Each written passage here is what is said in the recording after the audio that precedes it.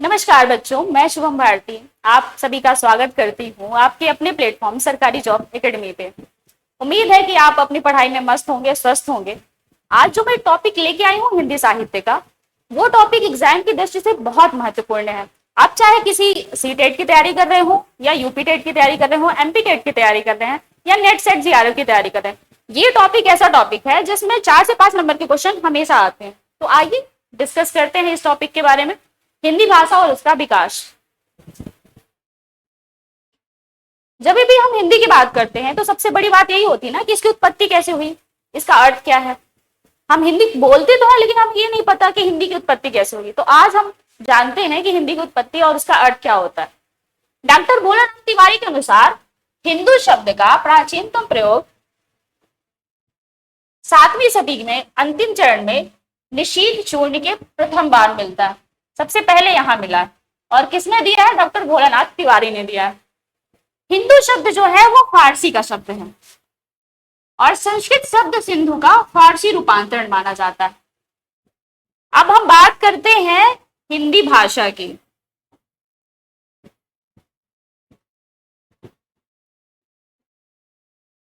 तो क्या है हिंदी भाषा? हिंदी भाषा को अगर हम तोड़ते हैं तो ये किस धातु से मिलके बना है? ये मिलके बना है भाष धातु से, जिसका अर्थ होता है बोलना तथा कहना। प्रत्येक भाषा का एक व्याकरण होता है। जैसे हमारी भाषा हिंदी है, उसका एक व्याकरण है जिसे हम पढ़ते हैं, जिसके नियम से हिंदी भाषा चलती है। अगर कोई दूसरा उर्दू भाषा है, उसका भी एक अलग व्याकरण होगा। कोई इंग्लिश बोलता है, उसका भी एक अलग व्याकरण होगा। ऐसे ही जितनी भी मल्टीपल भाषाएं होती है, उनका अलग एक अपना व्याकरण होता है। अब हम हिंदी की बात करते हैं तो सबसे छोटी इकाई क्या होती है हिंदी की? ये सबसे बड़ा टॉपिक है। तो जो बोली है वो हिंदी की सबसे छोटी इकाई है, छोटे क्षेत्र में बोली जाती है और साहित्य की रचना इसमें नहीं होती है। लेकिन एक अपवाद भी है इसमें। जो हमारा रामचरितमानस रचा गया है वो अवधी भाषा में रचा गया है और वो बोली है, ना कि भाषा। तो इसमें एक अपवाद है, ये इंपॉर्टेंट है, ये कभी कभी पूछ लेता है, तो इसे नोट डाउन कर लीजिएगा। फिर बोली के बाद आती है दूसरी विभाषा। विभाषा का क्षेत्र बड़ा हो जाता है, यानी कि बोली से थोड़ा बड़ा होता है। इतना बड़ा नहीं होता कि ये भाषा बन जाए, पर बोली से थोड़ा बड़ा होता है। साथ ही साहित्य की रचना इसमें होने लगती है। कुछ कुछ साहित्य की रचनाएं देखने मिलती हैं विभाषा में। इसके बाद आता है उपभाषा। ये विभाषा से बड़ी इकाई है। आपस में आकृति, संरचना, अर्थ के आधार पर आपस में जुड़ी होती है, यानी कि इसकी संरचना और आकृति के हिसाब से भाषा से थोड़ा छोटी और विभाषा से थोड़ा बड़ी जो कहलाती है उपभाषा कहलाती है। और सबसे बड़ी जो है वो आती है लास्ट में भाषा। भाषा का एक मानक रूप होता है, विशाल क्षेत्र होता है और इसका खुद का व्याकरण होता है, जैसा कि हम पहले ही जान चुके हैं, और शब्दों का भंडार होता है। जो भाषा होती है वो किसी विशिष्ट बड़े बृहद क्षेत्र में बोली जाती है और जो बोली होती है वो किसी छोटे से क्षेत्र में बोली जाती है। तो जो हिंदी भाषा है उसकी सबसे छोटी इकाई हुई वो बोली हुई, और ब्रॉड लेवल पे अगर हम देखें तो ये भाषा हो गया। अब हम बात करेंगे भाषा के भेद की। भाषा के 3 भेद होते हैं।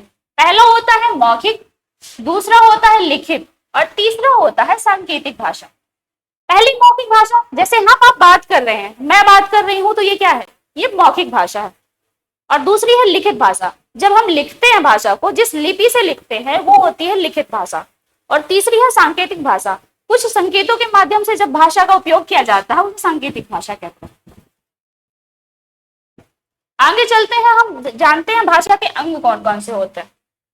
तो भाषा के अंग में सबसे पहली जो आती है वो होती है ध्वनि, दूसरा होता है वर्ण, तीसरा होता है शब्द, चौथा होता है वाक्य, पांचवी होती है लिपि।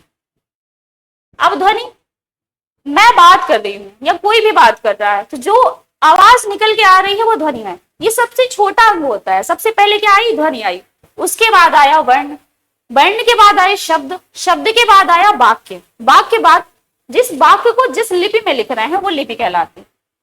अगर जैसे हम कोई वाक्य लिख रहे हैं वो लिपि में लिख रहे हैं। अब हम बात करते हैं अपनी भाषा हिंदी की।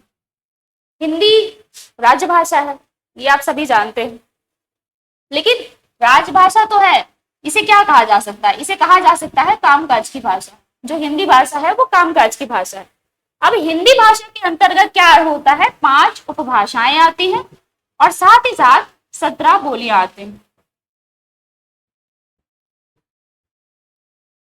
अगली बात करें उपभाषा की।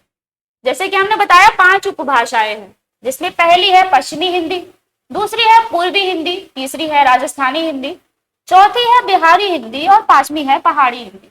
ये 5 उपभाषाएं हैं।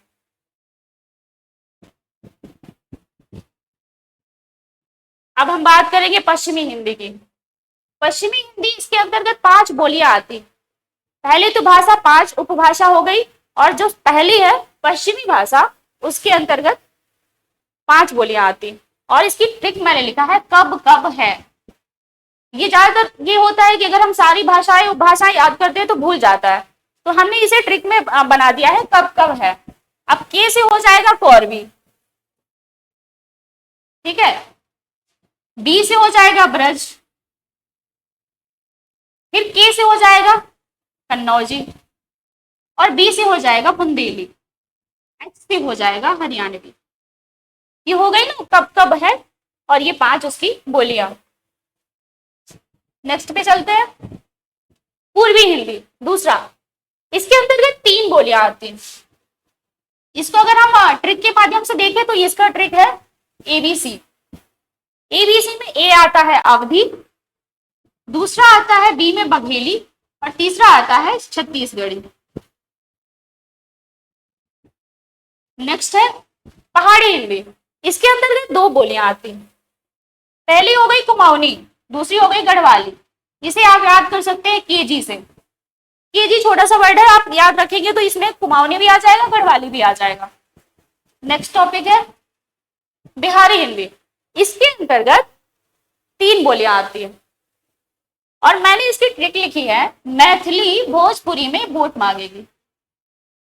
मैथिली से तो मैथिली उठा के रख देंगे आप, भोजपुरी का भी भोजपुरी उठा के रख देंगे। तीसरा है मगही, लेकिन मांगेगी से मैंने इसे मगही बनाया है। तो हो गया ना, ट्रिक के माध्यम से तीनों आपको बोलियां याद हो जाएंगी। नेक्स्ट है राजस्थानी हिंदी। राजस्थानी हिंदी के अंदर 4 बोलियां आती हैं। इसकी ट्रिक है थोड़ी सी फनी है, बट जयपुर में माल, मेवा, मार तीनों मिलते हैं। अब इस ट्रिक के माध्यम से आप याद करेंगे ना, तो आपको ये चारों बोलियां याद हो जाएंगी। तो पहली है माल, माल से हो जाएगा मालवी। मेवा, मेवा से होगा मेवाती। मार से होगा मारवाड़ी।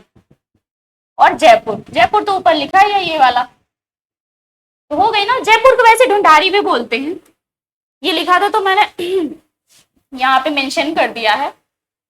और इसे ऐसे भी देख सकते हैं पूर्व पश्चिम उत्तर दक्षिण के माध्यम से, इसलिए मैंने इसे यहाँ पे इसका डायग्राम बनाया है। यहाँ पे आएगा जयपुर, ठीक है।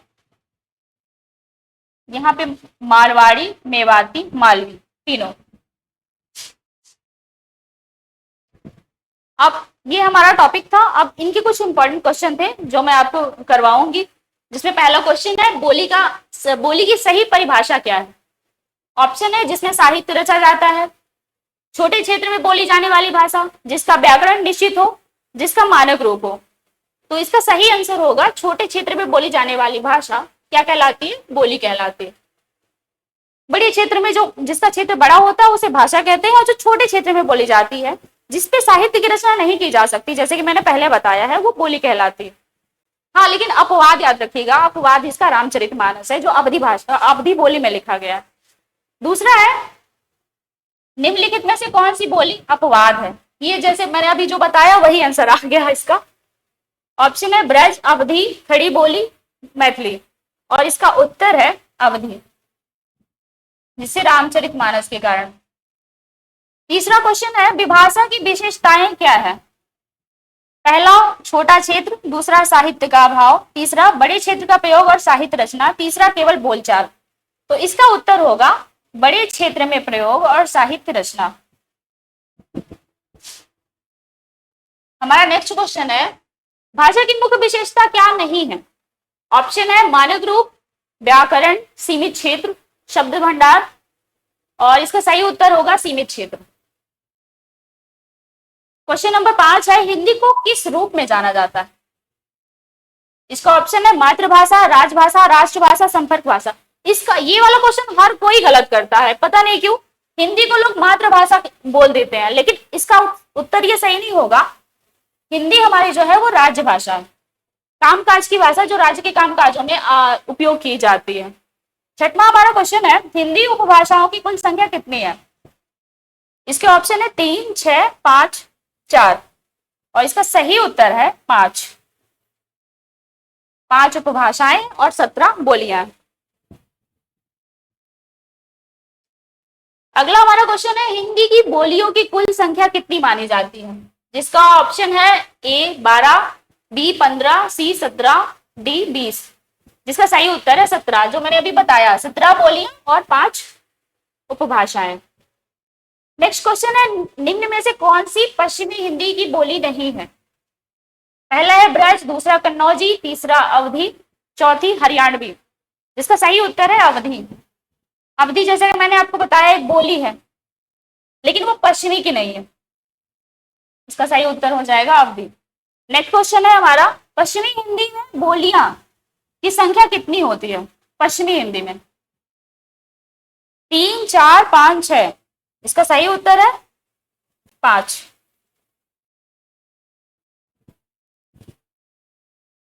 हमारा नेक्स्ट क्वेश्चन है, बिहारी हिंदी की बोलियां कौन कौन सी है? अवधी और बघेली, मगही और मैथिली भोजपुरी, ब्रज, कन्नौजी, मारवाड़ी और मेवाती। इसका सही उत्तर होगा बी, मगही, मैथिली, भोजपुरी, जिसकी मैंने ट्रिक बताई थी।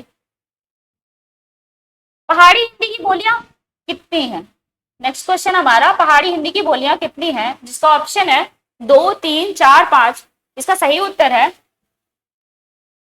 कुमाऊनी, गढ़वाली 2। इसमें आता है कुमाऊनी और गढ़वाली। पहाड़ी हिंदी की बोलियां 2 ही हैं। केबी, जिसका मैंने ट्रिक बताया था, केबी, केजी। तो ये थे आज के हमारे क्वेश्चंस। आई होप आपको ये वीडियो समझ में आया होगा और आपको शायद बहुत अच्छी जानकारी मिली होगी। और ऐसे ही क्वेश्चंस के लिए, ऐसे ही टॉपिक के लिए आप हमारे वीडियो देख सकते हैं। धन्यवाद।